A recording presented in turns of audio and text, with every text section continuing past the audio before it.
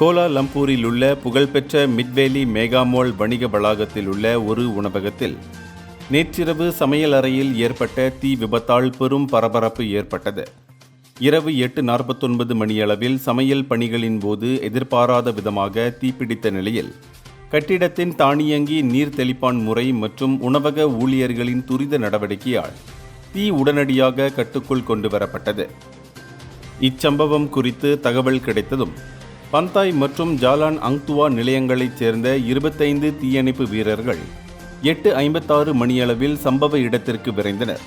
தீயணைப்பு படையினர் அங்கு செல்வதற்கு முன்னரே தீயணைப்பு கருவிகள் மூலம் தீ அணைக்கப்பட்டிருந்தது.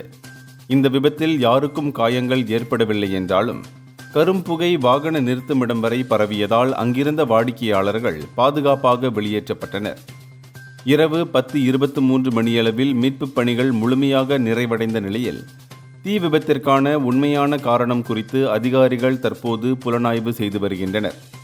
மக்கள் நடமாட்டம் அதிகம் உள்ள வணிக வளாகங்களில் இத்தகைய அவசரகால பாதுகாப்பு நடவடிக்கைகள் எவ்வளவு முக்கியம் என்பதை இச்சம்பவம் உணர்த்தியுள்ளது. உணவக ஊழியர்களின் சமயோசித புத்தியால் பெரும் அசம்பாவிதம் தவிர்க்கப்பட்டதாக அதிகாரிகள் பாராட்டு தெரிவித்தனர். இந்தியர்களின் இதய குரல் மக்களோசை.